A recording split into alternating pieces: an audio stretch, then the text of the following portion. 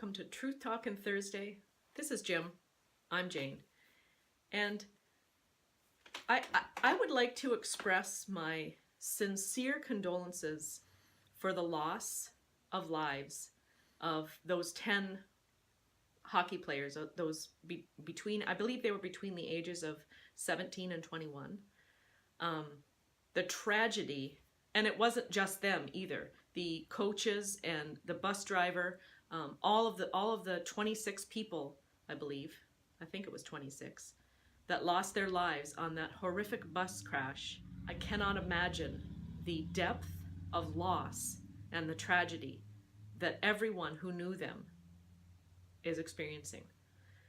The last couple days, there have been hockey sticks out, and I think that's wonderful. It warms my heart that communities, countries, and world over, we can share in tragedies like this and do our part to connect. It made me think a little bit bigger. It made me conscious of what I am doing now, right now. I agree with you, and I certainly feel the same around.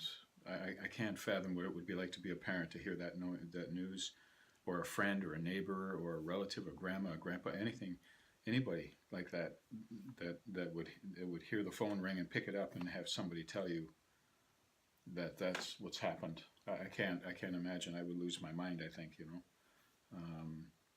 The thing about all of that is, and again, I join with you in celebrating the idea that people are taking time out of whatever it is they do on a day-to-day basis to show respect for those families and for those kids and for those people. And now their lives are forever changed. They're done. They're finished. Their time on this planet has come and gone, and it's so sad, and it's heart-wrenching. And I, like I say, as a parent, I don't know how parents survive that kind of stuff. The part of it that gets me, why does it take a tragedy to bring people together? That's I guess is the point I'm trying to make here. What can we do now? What can we do today in regards to all of these things, especially that Jim just mentioned?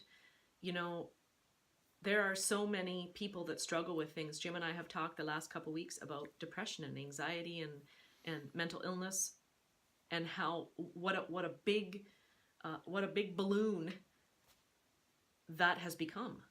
And what are we doing to deal with it? How are we helping? Those are just as tragic. And I've experienced some of that in my life. And because of those things, my life is forever changed as well. And I guess I would like to also add that had I reached out for some help, I don't think it would have been as hard to deal with had I opened up about what was happening. And I think we have a wonderful community of people in our network that would have gladly tried to encourage and support and hold me accountable to who I was. But that's hindsight. I guess I would like to almost plead for us to continue caring like this, but not only about a tragic event that is provinces away from us, but right here, right where we are.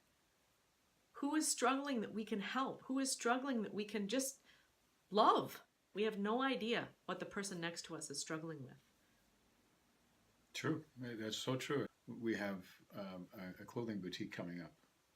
And basically what that is, they pass on their really good quality clothing. We get somewhere in the neighborhood of a couple of hundred people from this community, the small community that we live in, and they can take as much stuff as they want or need. And they bring their kids and they try to clear the stuff on and all this kind of stuff, and they walk, and many folks walk out of there with just bags and bags full of stuff, and they are so appreciative. And like pay it forward. Why can't we do that in other places in our lives? Why can't we treat people the same way other places? You're right. I mean, it's what we do today to help people who are in need what's got to go in today. And our only hope is that they'll just pass that along to other people. So like you said, it's like a play it forward kind of thing. Why can't we do that in other places in our lives? Why can't other people do that in their lives? Why does it have to, not that we begrudge, we don't, No. but it's the idea is, you know, if we can do this, you can do this. And if we all did this. Loss of, I guess my mind is just going a mile a minute, and I'm thinking the events that happened were tragic. And as I expressed before, I cannot imagine the tragedy and the grief that is left behind in one way. But in another way, I have experienced some trauma myself. And I know of other people who have experienced trauma themselves. And trauma isn't only loss of life. It can be loss of other things too. And I guess that's what I'm feeling most aware of right now is how can I support those who are with us still? How can I support the living? How can I make somebody else's life right now easier? Okay. I think that's just as important Yeah. as the show of support that we have all generously given to the loss that these poor families have experienced. Yeah. How can we make a difference in somebody else's life? That's, to me, that's one of the things that we need to think about every day is how can I make a difference in the quality of somebody else's life? If it's holding open a door because somebody's got arms full of groceries or whatever, then if that's what that's what you do. One of the warmest things I continue to come across out there is those big, warm, toothless grins on little kids' faces. Yeah. You know, they don't have a tooth in their head, and all you see is this big grin that goes from corner to corner. You know. Yeah. And whatever you can do to make that happen, do it, because it's such a heartwarming thing. And it is. You know, why can't we do those things? It doesn't have to be a big, huge thing. It can be the smallest thing, the most inconsequential thing. But if we've gone out of our way to do it to hopefully make a difference in somebody's life, a little tiny difference, isn't it worth it? Totally worth it. Totally worth it. Yeah. So have a great week, everyone. Thanks for stopping by.